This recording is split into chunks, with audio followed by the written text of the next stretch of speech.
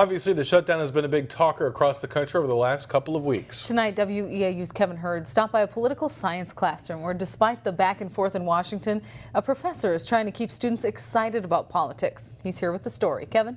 Yeah, Chris and Sarah, that professor says sometimes it's frustrating to be excited about the topic, especially in this climate.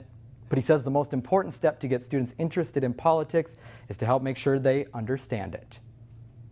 Unlike the federal government for the last couple weeks, this government class at UW-Eau Claire is open for business. Today we were learning about the state legislature, understanding the ins and outs of local and state government, and touching on the fundamentals of American politics. How do members of the legislature represent their constituents? What do they do for them? It's a timely lesson. Professor Rod Freitag says there's reason to be cynical with all the fighting and bickering that's been happening in Washington.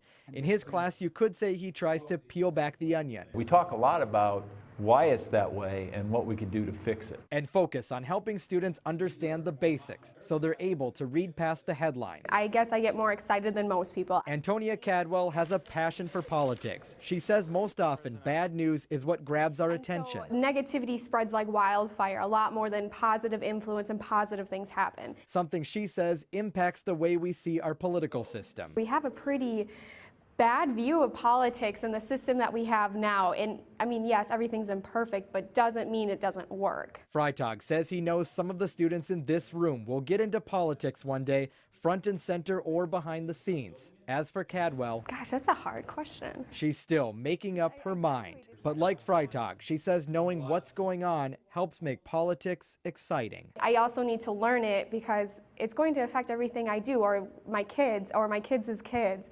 So it's going to affect everything I have in life.